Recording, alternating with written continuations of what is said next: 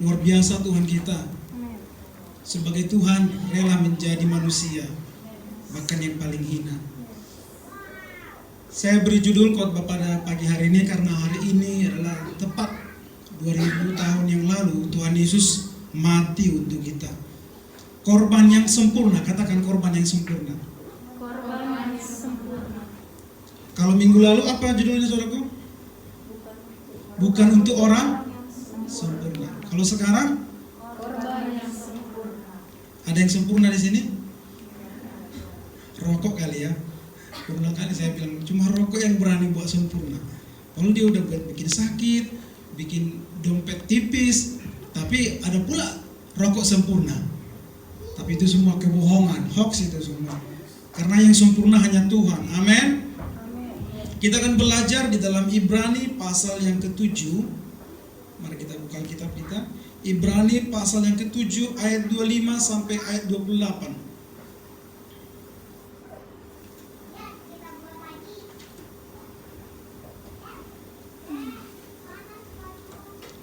Ibrani 7 ayat 25 sampai ayat 28. Kalau sudah dapat katakan amin saudaraku. Amin. Saya undang semua kita bangkit berdiri, kita menghormati Tuhan.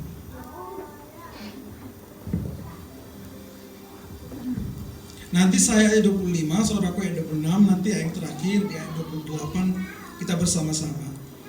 Demikian firman Tuhan. Karena itu ia sanggup juga menyelamatkan dengan sempurna semua orang yang oleh dia datang kepada Allah. Sebab ia hidup senantiasa untuk menjadi pengantara mereka.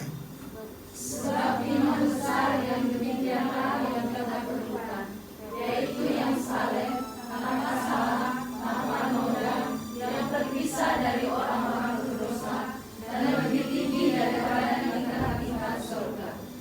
Yang tidak seperti imam-imam besar lain, yang setiap hari harus mempersembahkan korban untuk dosanya sendiri, dan sesudah itu barulah ia untuk dosa umatnya.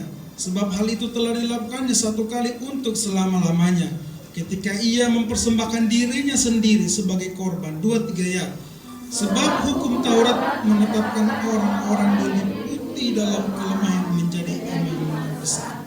Tetapi sumpah yang diucapkan kemudian daripada hukum Taurat menetapkan anak yang telah menjadi sempurna sampai selama-lamanya. Amin. Silakan dulu saudaraku yang terkasih.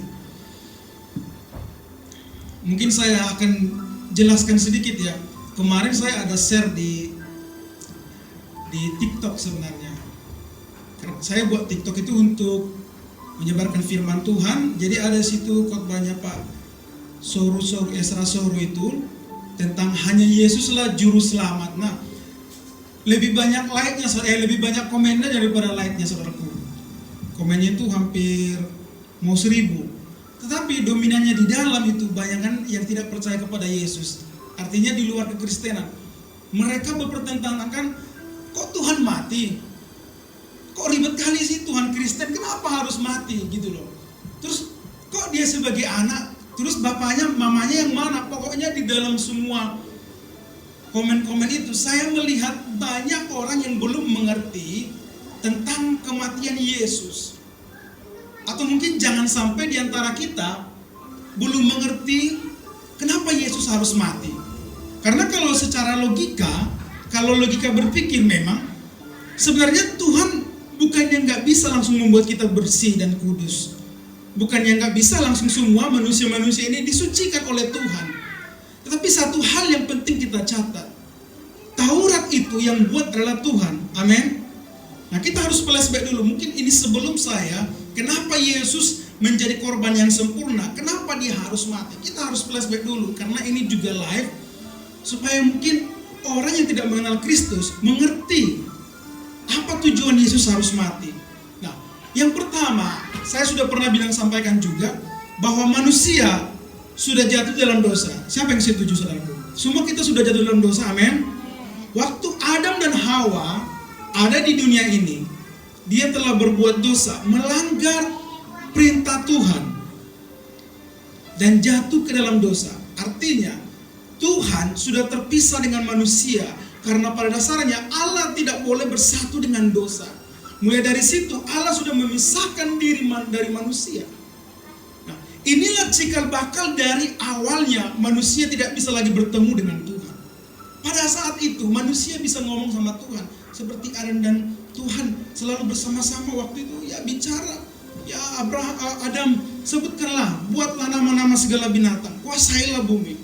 Tapi seketika itu berdosalah karena kita tahu Adam melanggar aturan Tuhan. Dan itu sampai terus terjadi sampai ke dalam kisah Abraham. Apa saudaraku upah dosa bagi manusia? Apa dampak dari dosa yang dibuat oleh manusia? Manusia terus memberontak kepada Tuhan. Bahkan anaknya Adam membunuh adiknya Habel. Kain membunuh adiknya. Itu dampak dari dosa. Dan terus itu meningkat, dosa itu bukan menurun saudaraku, meningkat dan meningkat. Puncaknya itu ada di mana? Waktu di kisah Nuh. Manusia sudah begitu hancur dan beringas dan luar biasa. Manusia sudah, kalau saudaraku baca di dalam kitab Nuh, manusia sampai berhubungan dengan binatang sesama jenis dan menyembah berhala dan hancur semua kehidupan manusia. Itu semua karena apa? Karena dosa. Nah, itu singkat cerita. Baru Tuhan memilih Abraham untuk menjadi dasar untuk menyampaikan kebenaran bahwa manusia harus diselamatkan oleh darah atau dengan penebusan. Ya, kita sekarang sampai di dalam kitab Ulangan ya. Saudaraku sudah tahu baca semua di dalam Kejadian, Keluaran, Imamat, Bilangan sampai Ulangan. Itu semua berbicara tentang pengorbanan. Di dalam perjanjian lama, segala sesuatu yang kita lakukan salah, kita harus mengorbankan minimal binatang untuk dikorbankan. Minimal kalau orang miskin itu burung merpati. Dan kalau misalkan dia agak berada, ada yang dipeliharanya, dia harus mempersembahkan domba kambing, saudaraku. Dan itu pun tidak boleh bercela. Dan rata-rata umurnya itu 1 tahun sampai 2 tahun. Karena itu kalau istilah orang Batak, kalau B2 apa namanya? Lomok-lomok kan? Artinya itu bagian yang paling enak. Kalau kita makan B2, kalau motong lomok-lomok itu beda rasanya dengan B2 yang sudah 10 tahun, yang sudah 5 tahun, mungkin yang 3 tahun. Jadi kalau B2 yang lomok-lomok itu enak sekali. Nah, di dalam perjanjian lama, setiap korban yang harus diberikan kepada Allah harus yang memang tidak bercela, belum pernah dipasang kuk, artinya belum dibuat beban untuk dirinya binatang ini, itu yang sudah dipersembahkan kepada Tuhan. Sampailah kepada Tuhan Yesus. Yesuslah korban terakhir yang bisa menebus dosa kita. Karena pada saat itu saudaraku, di perjanjian lama, satu dosa itu 1 binatang. Bayangin aja kalau tiap hari kita berdosa, berapa binatang harus kita korbankan. Mungkin kita nggak perlu punya PT lagi ya, harus pelihara domba lah. Ngapain kita punya PT kalau tiap hari berdosa? Nggak bisa kita jual misalkan barangnya WK buat kopi itu kan, persembahkan sama Tuhan, inilah Tuhan buat kopi ini, hapusan dosaku. Tak bisa, harus darah. Karena upah dosa itu kematian. Kematian itu apa? Darah, nyawa. Jadi harus nyawa yang bisa menebus segala dosa.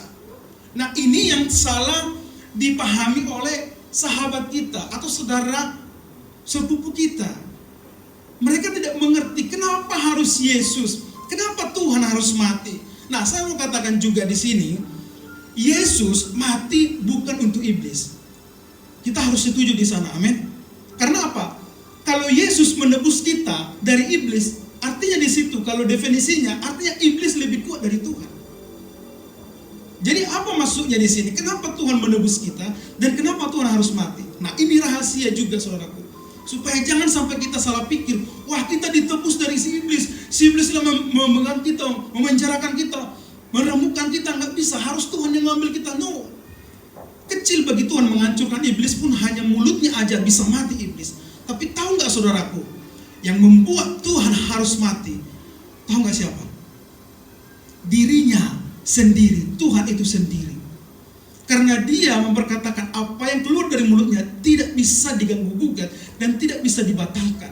Karena dia yang bilang, aku tidak bisa bertemu dengan engkau karena engkau berdosa.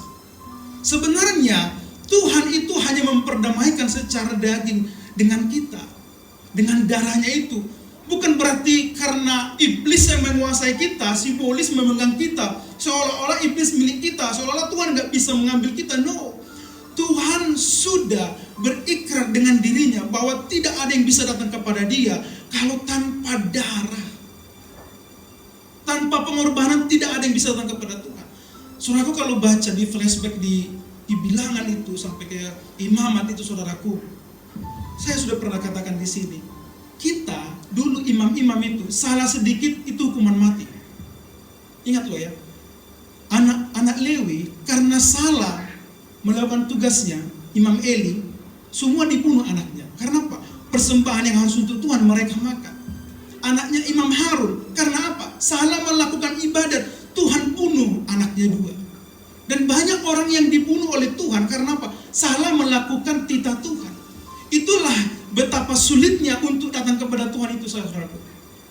Jadi kita jangan sampai berpikir, orang yang di luar Tuhan berpikir bahwa Yesus mati untuk iblis, untuk mengambil kita dari iblis. No, untuk mempertemukan kita dengan Dia. Caranya harus ada pengorbanan yang sempurna. Karena Tuhan melihat tidak sempurna Taurat itu. Tidak sempurna Taurat itu. Karena apa? Tidak mungkin kita terus sampai kiamat nanti mengorbankan binatang terus. Yang ada semua bau-bau binatang yang dikorbankan. Bau itu, saudaraku. Tuhan melihat tidak cocok. Dan manusia tidak ada yang bisa mengerjakan keselamatan di dalam Taurat. Hanya di dalam Yesus. Makanya ini saya sampaikan. Mungkin yang sesepuh kita selalu bilang ya, kita bukan menghujat, bukan menjelekkan, tetapi ini kebenaran saya katakan. Mereka selalu bilang mereka adalah agama yang menyempurnakan. Mereka selalu bilang gitu ya, menyempurnakan. Itu nggak masalah, itu buat mereka. Tetapi percayalah, Kristenlah agama yang sempurna. Atau bukan, saya bilang bukan agama ya, tapi ajaran yang sempurna. Kenapa saya bilang itu? Karena di dalam Alkitab tercatat perjanjian lama yang tidak sempurna dan perjanjian baru yang menyempurnakan. Kenapa saya katakan yang sebelah sana tidak sempurna? Karena mereka tidak mencatat semua perjanjian lama. Kalau Kristenan tanpa hukum Taurat itu tidak akan sempurna. Karena apa? Hukum Taurat itu bukanlah perintah yang sempurna. Jadi Yesus yang harus menyempurnakan itu supaya menjadi sempurna. Kalau yang seberang mereka bilang agama kami yang paling terakhir yang menyempurnakan. Karena agama Samawi ini, saudaraku, ini tiga sama. Kristen, Yahudi dan Muslim itu sama. Tuhannya sama, nabinya sama, kejadiannya sama, itu sama. Tetapi mereka tidak mencatat semua hukum Taurat itu. Dan mereka tidak melakukannya. Orang Israel masih mending melakukan, tetapi mereka tidak sampai kepada Yesus, mereka tidak sempurna. Yang seberang itu, mereka tidak memasukkan semua hukum Taurat dan tidak percaya kepada Yesus sebagai Tuhan, itu tidak sempurna. Makanya kitalah ajaran yang paling sempurna.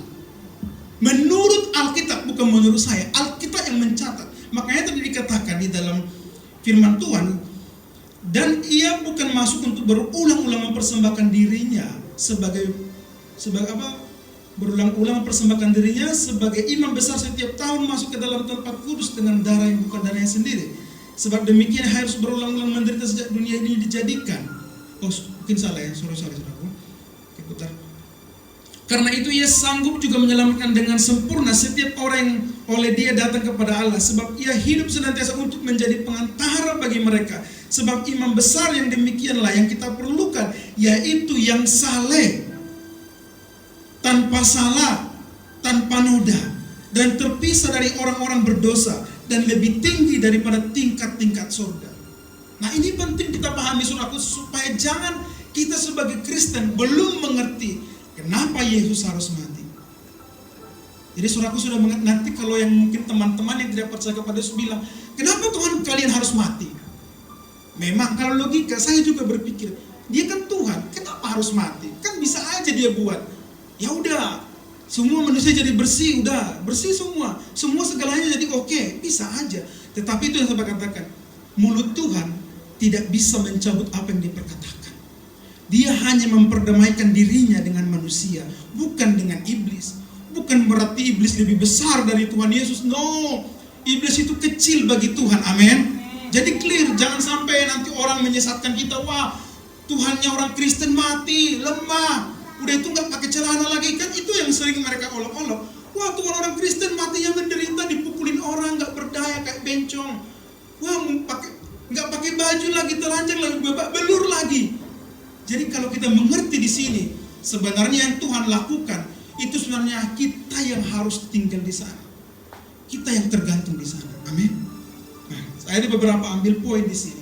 Kenapa Yesus adalah korban yang sempurna? Untuk menjadi korban yang sempurna itu, yang pertama, Yesus lahir dari Roh Kudus. Katakan lahir dari Roh Kudus.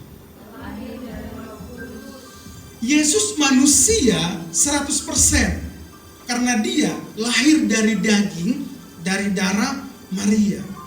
Artinya Yesus itu manusia 100%. Tetapi catat di sini, tetapi Yesus bukan dari daging secara penuh, tetapi dari Roh Kudus. Amin. Waktu Gabriel datang menghampiri Maria, salam bagimu katanya. Apa itu maksudnya Tuhan? Artinya, engkau akan melahirkan seorang putra dan engkau akan menamai dia Yesus. Dan itu dari Roh Kudus, bukan dari Yusuf. Walaupun secara daging suaminya Maria adalah Yusuf, tetapi Yesus tidak lahir dari biologis. Kalau saudaraku lahir, itu dari mama papa ya. Kalau cuma mama yang tiba-tiba lahir gak ada papa, itu bahaya.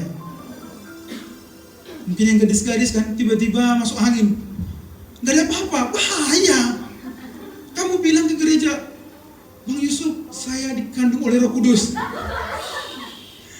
Karena saya gak punya papa, saya gak punya suami. Itu saya dipertanyakan itu. Harus diuji. Nah, ini Yesus kita. Tuhan yang menjadi manusia tidak memiliki bapa secara daging. Dia datang dari Allah sendiri. Dia menjelma menjadi manusia. Artinya apa? Tuhan kita itu kudus. Dia tidak diwariskan dari dosa. Karena setiap orang dilahirkan dari suami istri, otomatis dia dilahirkan dari dosa. Dosa keturunan dari Adam. Makanya Yesus lahir aja nggak berdosa. Makanya kita orang Kristen, kita selalu percaya kalau orang yang sudah lahir itu pasti sudah berdosa. Dia bukan berdosa karena dia nyuri, namanya juga baik kan, cuma bisa nangis. Tetapi dosa yang diturunkan oleh orang tuanya, oleh nenek moyangnya, oleh nenek moyang kita itu Adam. Mereka sudah berdosa bayi-bayi itu. Nah, Yesus sendiri yang tidak berdosa. Kelahiran Yesus Kristus adalah seperti berikut. Ini Maria itu. Pada waktu Maria ibunya bertunangan dengan Yusuf, ternyata ia mengandung dari Roh Kudus sebelum mereka hidup sebagai suami istri. Tapi jangan coba-coba seperti Maria ya. Yang gadis-gadis jangan coba-coba, aku mau seperti Maria tanpa suami mengandung. Wah, bahaya itu. Nanti jadi ngomongan orang. Tapi Yesus ini berbeda sendiri, saudaraku. Itulah makanya kenapa Yesus begitu sempurna. Dia tidak dikandung dari hubungan suami istri. Yesus adalah orang yang pintar dan bijaksana. Coba lihat next selanjutnya itu. Tanpa hubungan, Yesus adalah anak yang pintar dan taat dan bijaksana, saudaraku. Jadi waktu itu Yesus masih berumur sekitar 12 tahun, saudaraku. Dan sudah 3 hari mereka menemukan dia di dalam bait Allah. Ia sedang duduk di tengah-tengah alim ulama. Jadi alim ulama ternyata mereka yang seberang itu mengadopsi sebenarnya. Jadi orang Yahudi itu yang alim ulama.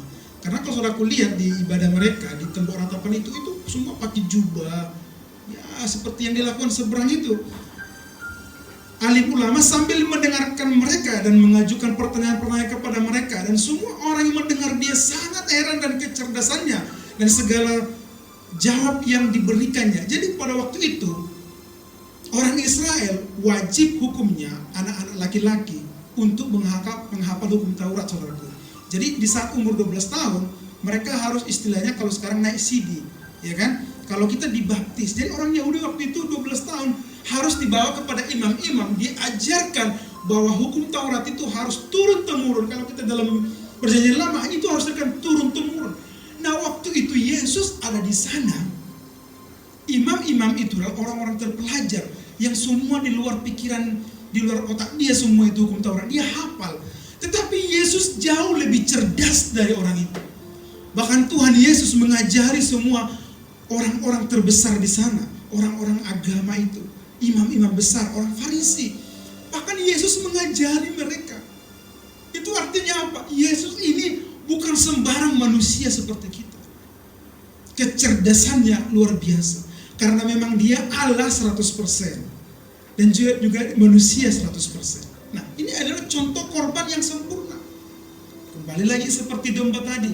Kalau orang mempersembahkan di perjanjian lama, mempersembahkan korban itu, daging domba atau domba itu, seekor binatang itu, harus tidak bercacat celah.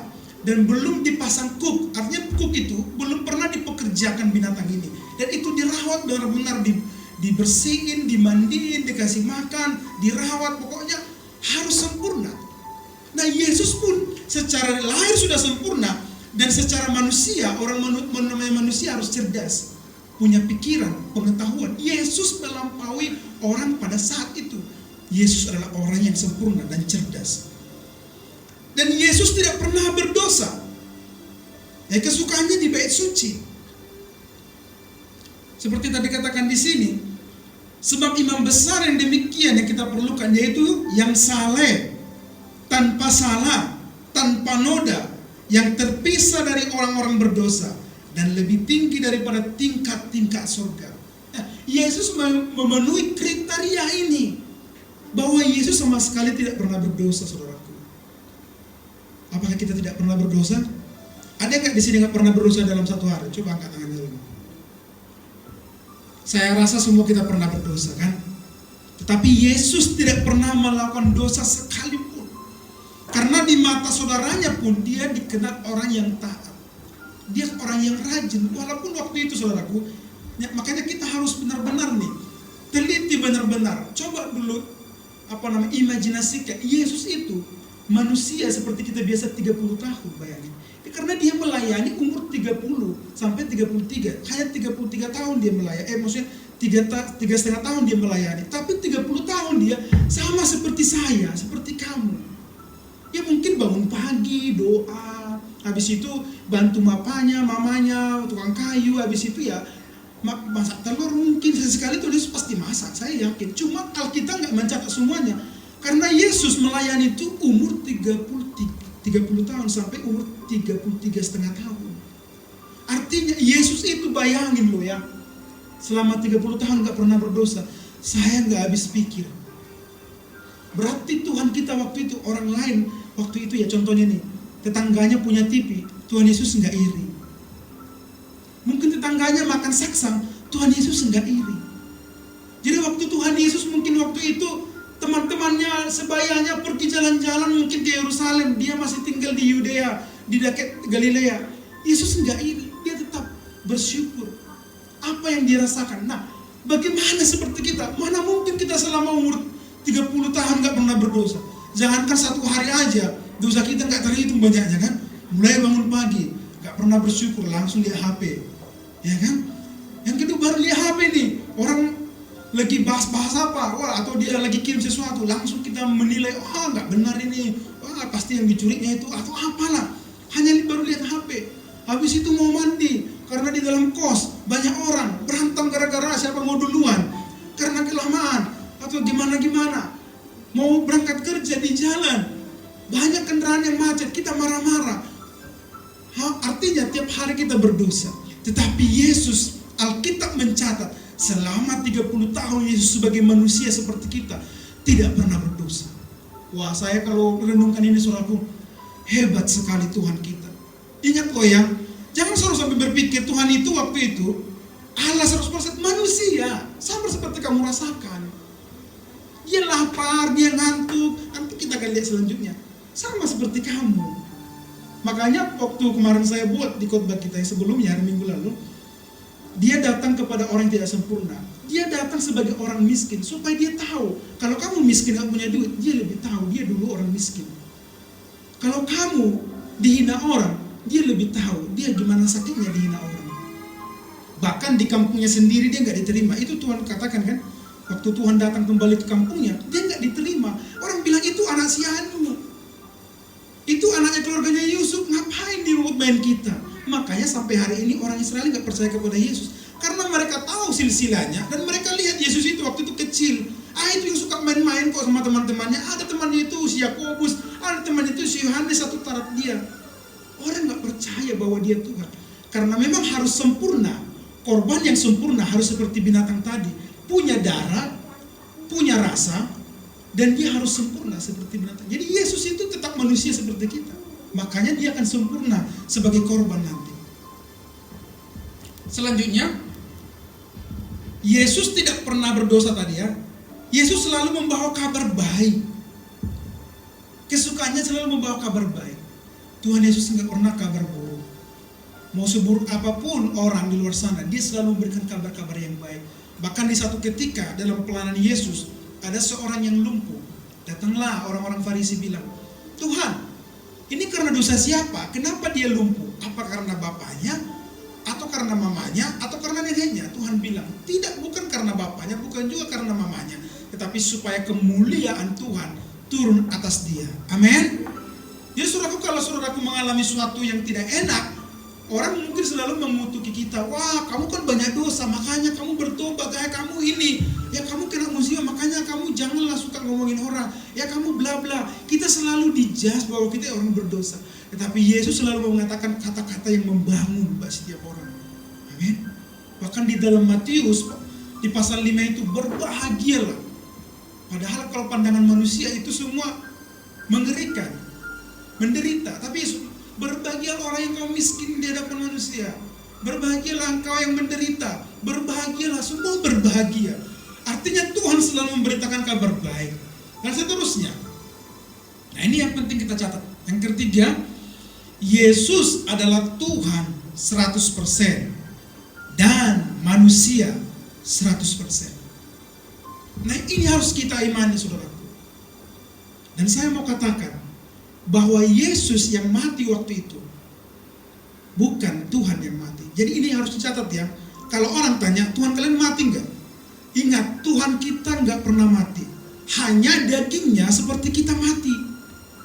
Tetapi roh Tuhan tidak mati. Itu perlu kita catat. Jadi kalau saya sharing sama teman-teman saya, selalu dikatakan, kenapa Tuhan kalian mati? Siapa bilang Tuhan saya mati? Tuhan saya nggak pernah mati, tetapi dagingnya yang mati, yang daging yang sementara itu yang harus dikorbankan untuk sempurna itu supaya kita selamat. Tetapi roh sebagai Tuhan tidak bisa mati, karena Tuhan nggak mungkin bisa mati. Nah, penting kita mengetahui bahwa Tuhan kita itu manusia 100%. Kalau kita ngerti sampai di sini, kita nggak usah mikir-mikir lagi. Kenapa ya Yesus? Pasti kita bisa jawab kepada tetangga kita. Kalau dia bilang, kenapa Tuhan kalian mati? Baca Taurat. Kalau kamu memang agama Samawi, kamu harus mempercayai hukum Taurat. Hukum Taurat itu prinsipnya harus penebusan dengan korban kematian. Tidak ada semua di dalam itu tanpa kematian. Semua harus dikorbankan. Nah, Yesuslah pengganti segalanya itu. Ingat, di dalam Filipi 2 ayat 6 itu sama katakan, yang walaupun dalam rupa Allah, dia adalah Allah sendiri, dalam rupa Allah, tidak menganggap kesetaraan dengan Allah itu sebagai milik yang harus dipertahankan, melainkan telah mengosongkan dirinya, sendiri dan mengambil rupa seorang hamba dan menjadi sama dengan manusia. Luar biasa bukan? Saudaraku, kalau saya renungkan itu, coba saudaraku renungkan itu di saat malam saudaraku baca firman Tuhan. Betapa luar biasanya Tuhan Yesus itu.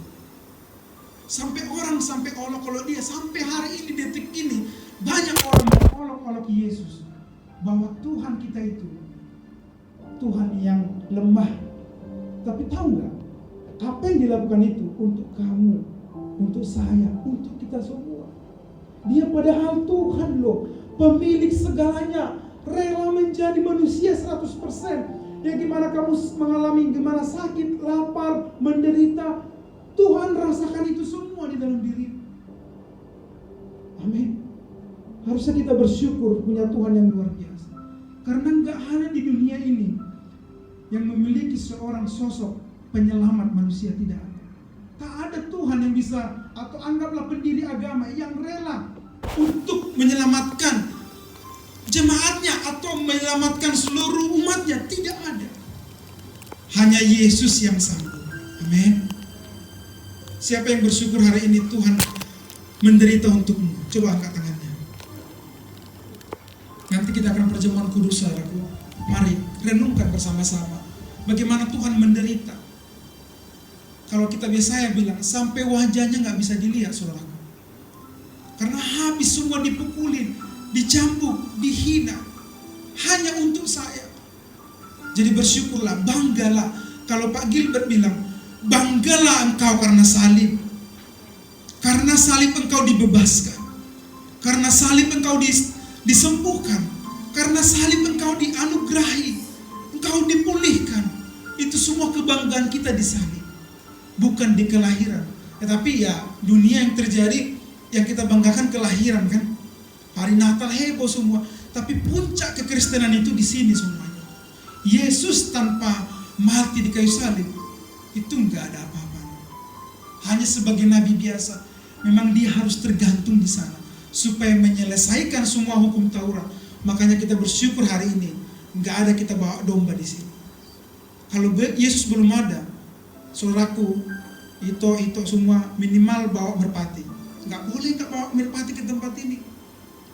Kak Lisna harus pelihara domba di Merapi Subur, apa namanya itu? Merapi Subur.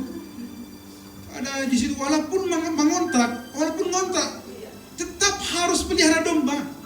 Enggak boleh Kak Lisna sembarangan beli di pasar. Harus Kak Lisna rawat domba ini. Harus dia sehat, gemuk, disiramin, dimandiin, baru kamu datang ke gereja. Kalau kamu datang ke sini nggak bawa domba, kamu nggak diterima. Sampai ke pintu aja kamu sudah mati. Karena kamu tidak membawa apa-apa datang kepada Tuhan. Itu yang harus kita kerjakan harusnya hari ini. Tetapi Tuhan sudah rela mati. Menjadi korban yang sempurna. Supaya kita nggak bawa domba lagi. Nggak repot-repot lagi. Itu pun nggak gampang. Jadi waktu saudaraku baca di dalam kitab itu, setelah dia dipotong lehernya itu, harus di depan imam. Itu darahnya dipercikkan. Bayangin aja lah kalau gereja kita ini dipercikkan, darah semua ini. Itu wajib dipercikkan. Itu artinya apa? Darah Yesus itu semua. Makanya, kalau saudaraku flashback ke perjanjian lama, itu berbicara Yesus semua. Waktu orang Israel keluar dari Mesir, waktu Tuhan melakukan tulah terakhir, yaitu kematian anak sulung. Cara terbaik atau caranya orang Israel supaya nggak mati anak sulung apa, saudaraku? Mengoleskan darah di pintu masuk setiap rumah orang Israel. Artinya itu, tahu nggak artinya itu? Itu darah Yesus. Setiap itu, darah itu adalah darah Yesus. Dan apalagi semua dalam perjanjian lama itu kan bicara Yesus. Makanya itu tidak sempurna, itu hanya samar-samar. Makanya waktu Yesus mati di kayu salib, sempurnalah kekristenan kita. Amin. Bahkan yang dulunya kamu tidak sempurna, menjadi orang yang sempurna di hadapan Allah.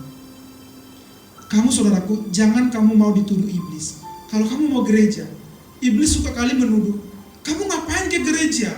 Kamu semalam baru berdosa kok. Kamu semalam baru menyuri kok. Kamu sekarang baru malam mingguan minum minuman kok. Lawan iblis itu, karena kita sudah disempurnakan. Bukan kamu yang sempurna, tetapi Yesus yang ada di dalam dirimu yang menyempurnakan kamu. Yang pernah saya buat di sini sebagai contoh kan, yang ada yang di depan itu kamu, tapi Yesus datang ke depan kamu dan kamu menjadi di belakang, dan Bapa kita di depan. Yang Yesus lihat bukan kamu lagi. Yang Tuhan lihat adalah Yesus dalam dirimu yang menjadi sempurna, yaitu Yesus yang sempurna itu. Makanya kita hebat sekali. Sampai hari ini orang Israel, saudaraku, nggak bisa datang ke bait suci. Nggak punya bait suci lagi. Karena apa? Nggak ada yang sempurna. Hanya Yesus yang sempurna. Kita sekarang, saudaraku, bebas datang ke gereja. Nggak mandi pun nggak apa-apa. Ya kan? Baru pulang kerja nih, belum mandi, nggak apa-apa datang ke gereja. Atau yang perempuan, mohon maaf, lagi datang bulan, nggak apa-apa datang ke gereja. Di perjanjian lama, saudaraku datang bulan nggak boleh datang ke bait suci. Saudaraku bisa mati. Artinya apa? Kita sekarang dimudahkan, dianugerahi. Wah, luar biasa. Harusnya kita bangga punya Tuhan Yesus, amin. Nggak gampang sebenarnya menjadi orang Kristen itu. Kalau saudaraku pahami ya, benar-benar coba renungkan dalam dirimu. Kamu sudah dipastikan selamat loh masuk surga. Bukan karena perbuatanmu. Makanya kalau agama lain berbuat baik terus. Kita memang ya wajib berbuat baik setelah kita menerima Yesus, itu udah karakter kita, buah-buah roh itu. Tetapi bukan karena perbuatanmu kamu masuk surga. Semua karena Tuhan. Apalagi yang kamu cari? Surga sudah bagian kita.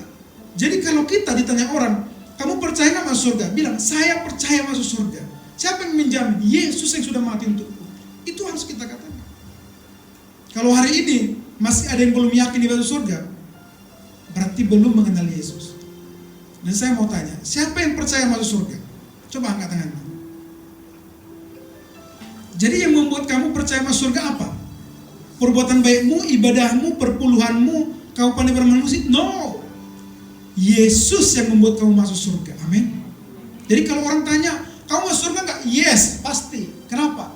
Hanya Yesus yang menyelamatkan saya. Dan hanya Yesus yang datang dari surga dan balik ke surga. Dan saya pasti diselamatkan. Amin. Nah, kesimpulannya, Tuhan Yesus adalah manusia yang sempurna untuk menjadikan korban penebusan yang sempurna bagi kita sampai selama-lamanya. Amin. Jadi bersyukurlah menjadi orang Kristen. Jangan pernah engkau merasa, wah orang Kristen gak enak ya. Jujur, nanti coba lihat dari TikTok saya itu. Semua penghinaan, saya gak balas sebenarnya. Saya gak balas, biar aja mereka. Biar aja mereka akan mengerti. Roh Kudus yang akan memberikan mereka pengertian. Semua kata pemujatan. Ada yang bilang, wah Tuhan Yesus mereka mati cuma pakai celana dalam. Masa Tuhan mereka mati? Wih kasihan Tuhannya. Wih Tuhannya miskin loh. Tuhannya jomblo loh, gitu-gitu. Pokoknya banyak lah pengejekan. Tapi sebagai kita orang Kristen harus bangga memiliki Yesus. Amin. Bangga memiliki salib. Kalau kita ngerti Taurat itu, kamu gak boleh datang hari ini. Kamu datang hari itu kasih karunia. Amin. Kamu pun cantik hari ini karena kasih karunia. Kamu bisa kerja, semua kasih karunia. Kalau enggak, kita seperti orang Midian, orang Amori, orang Het. Tuhan bunuh tuh pas habis. Indonesia enggak masuk kategori dulu perjanjian lama. Carilah, ada enggak di situ Indonesia? Artinya kita bagian dari orang Midian itu, bagian dari orang Het itu, bagian dari orang Amori, bagian dari orang Filistin itu, yang harus Tuhan tumpah habis. Tapi karena Yesus, walaupun kita orang Midian, orang Filistin, atau orang yang tidak percaya Yesus, menjadi selamat karena Tuhan Yesus. Amin. Coba nanti belajar sungguh-sungguh lah, supaya kamu mengerti. Makanya ikutin, saya ajak nih jemaat Tuhan, jangan cuma pelayan-pelayan Tuhan. Kita sekarang ada studi Bible study, baca Alkitab dari perjanjian lama sampai Wahyu. Bacalah di dalam Kejadian sampai Keluaran, Bilangan, Ulangan sampai Ulangan itu saudaraku, itu ngeri sekali loh, nggak main-main. Kalau kita renungkan ya baik-baik ya, bukan sekedar kayak baca koran, daripada nanti Kak Elsa, benar nggak dia? Ya pura-pura dibaca aja lah. Kalau saya nggak mau, saya bilang sama istri, kalau memang saya nggak bisa baca hari ini, saya nggak baca loh saudaraku. Tapi pas di waktu yang pas, saya nggak ada yang ganggu, saya baca sampai 5-6 pasal. Dan saya renungkan, wah luar biasa Tuhan ya, hebat sekali Tuhan. Dan saya baca di perjanjian baru, wow, semua perjanjian lama tidak kita pakai lagi. Itu hanya mengingatkan saja, hanya sebagai bayangan-bayangan saja. Tapi perjanjian baru, Yesus Kristus, Injil yang sempurna itu yang harus kita sanjung-sanjung. Amin. Kita bukan lagi seperti orang Yahudi. Berarti bersyukurlah sama Tuhan. Demikian firman Tuhan pada pagi hari ini. Mari kita berdoa.